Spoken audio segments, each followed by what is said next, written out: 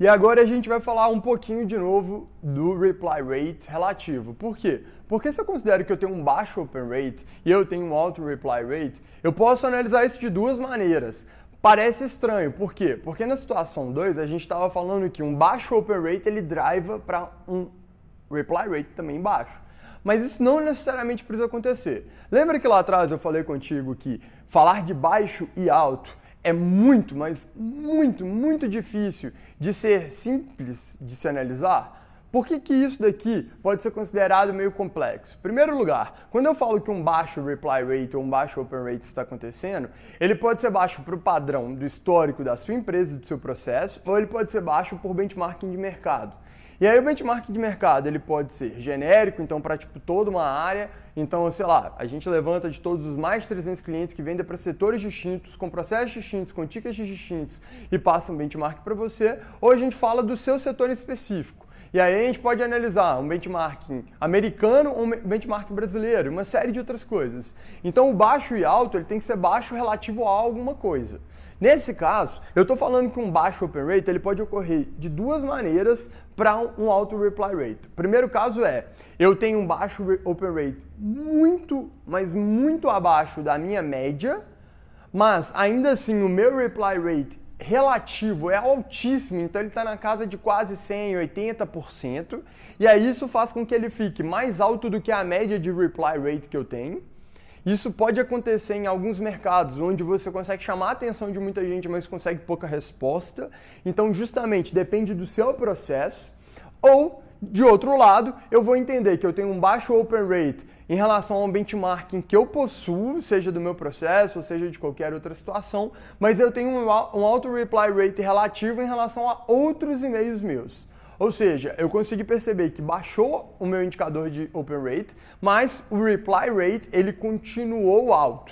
Ou seja, ele permaneceu numa lógica boa. Então, quando eu analiso o reply rate genérico, ele está bem alto ainda. Como que isso acontece? Só dando um exemplo para a gente conseguir fechar isso.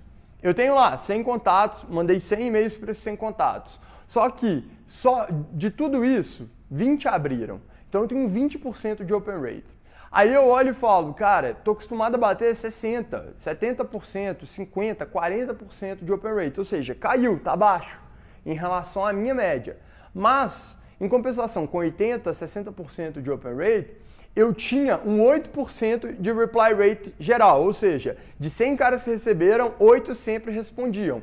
Independente de 80 a 60 abrirem. E agora, com 20 abrindo, eu continuo tendo 8. Ou seja, o meu reply rate relativo ele é altíssimo, de 20 eu caio para 8, é quase 50% de reply rate relativo. E do outro lado, o meu geral, ele continua constante. Ou seja, ele ainda está alto, ele está dentro da média. Nesses casos, eu vou analisar o quê? Que eu tenho um problema onde o meu open rate ele é ruim, então eu preciso melhorar o meu assunto, eu preciso melhorar a maneira como eu chamo a atenção dos meus leads. Essa é uma maneira garantida de você conseguir resolver o problema.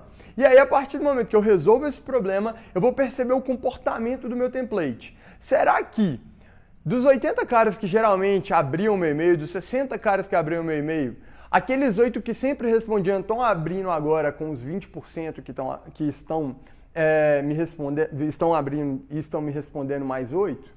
Nesses casos, onde eu tenho aí essa mudança no open rate e o reply rate permanece mais ou menos constante, eu posso pensar aqui, uma das hipóteses é que os 8 caras que me respondem, eles continuam abrindo.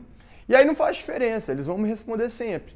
E aí eu tenho que entender que se o meu open rate ele sobe e o meu reply rate ele permanece ali nos 8%, talvez, e aí esse é um processo bem delicado de se analisar, mas você consegue ir a fundo, talvez o problema seja na lista gerada.